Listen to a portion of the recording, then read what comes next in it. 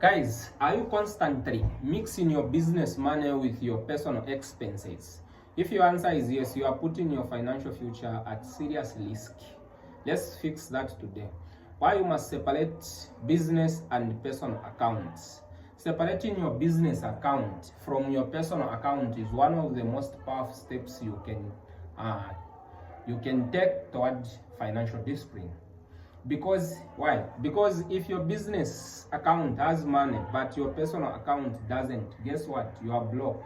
That money does not belong to you, it belongs to the business. Don't make the mistake of dipping into the business account just because your personal account is at zero. That is how financial confusion and overspending begins. Guys, I've been very good with this topic.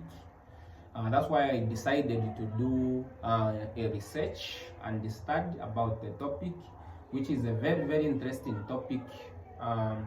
So yeah, it's a very interesting topic, a very good one, and a very important one for us entrepreneurs, for us business owners, for us businessmen. It is a very important topic. If we do not pay attention to it, if we do not focus on it so that we can work on it and fix it completely, it's going to hinder our growth, it's going to delay our growth, it's going to stop us from achieving the financial goals that we have. Because let me give you an example. When you have a single account and then you are drawing the money for the business, you are drawing from that same account. For personal expenses, you are drawing from that same account. If someone needs help from you, you draw from that same account. The problem that is going to be there is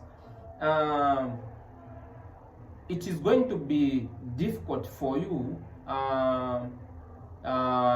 to put a fixed amount that you are supposed to help someone who is in need of your help. Let's say you have $100 into your account and then someone comes for help, and then if there is $100 in that account, there are high chances that you may give them $50, you may give them $30, you may give them $20, or you may give them $10. The amount is not fixed because the amount that is there is general, it's for everything. When you make a decision of giving someone, you are looking at the figure that is in that account. You are not considering that in that same account there is money for the business, there is money for your personal expenses, for food and other things. So with that, when someone comes for help, you look at the amount that is there. So now with the decision that you are going to make, is going to affect your business, because part of that money which is in that account belongs to the business. So you overspend, you get the amount that you are not supposed to get. You get more than what you are supposed to get if you were told that this certain amount is for the business.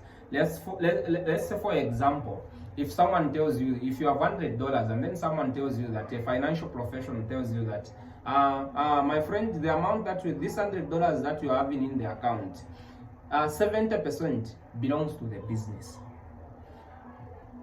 So if you are going to help someone, 70% belongs to the business. It means the money that belongs to you is $30. So if you are going to help someone, you are going to make a decision based on that $30 that is in the account, that is for your personal expenses. You are not going to look at the $100, because now it's you have that clarity of knowing that $70 is for the business, $30 is for my personal expenses. So if I'm going to help someone, I'm going to see how much I'm going to get from the $30 that I have. If you give the person who's asking for help the whole $30, what are you going to survive on? If you give them $20 and then you remain $10, are you going to survive on that $10? So it will help you to think twice and make the collective decision of how much you are you are supposed to help the person who is in need of your help. So that's why that way it's going to be difficult to distinguish how much is for the business and how much is for your personal expenses and other things. So that's why it is very advisable that you set two accounts. You have two accounts. This one is for the business, this one is for your personal expenses and other things. When there is that difference, when the business account has let's say $10,000 and then your personal account has $1,000, all the expenses that you are going to be planning and make, the help that you would want to help someone will be based on the $1,000 that is in that account. It's not going to be based on the 10,000 combined with the 1,000 that you are having. That one, when making a decision, you are not going to look at the business account, that $10,000 that is in that account. You are not going to be looking at that. You are going to be looking at the amount that is in your personal account. So that helps you from overspending, from spending the business resources. You want to spend what is calculated, what the business is allowing you to put in your personal account, and then you are going to spend on that one, and then you make sure that the amount that you are going to take out from that, if you are going to help someone, the amount that is supposed to remain there should be enough for you to survive until the next paycheck. If you say that you are going to pay yourself on the first, every month of the first, you are going to be paying yourself on that. So the amount that is there has to be enough for you to survive until the next first month. So it is very helpful, it is very important that you do this. You have two different accounts. Here in Zambia we have mobile monies. You can have two mobile money accounts. You can open two mobile money accounts. You can put the other amount in for the business, the other amount for your personal expenses, so that you can distinguish that. No, if someone is asking for help, or if you want to buy something for your in your house, maybe you want to buy a TV or a refrigerator, you are going to look at how much is in the account, not what is in the business account, because most people make the mistake of since the money is in one account, when they want to buy something, let's say for example they want to buy a refrigerator, they will just go into that same account and then they make a decision that no, today, since we have enough money in the account, today we are going to get some money from the account and then buy a refrigerator or other things. So we make this mistake. I'm guilty of this mistake myself as well.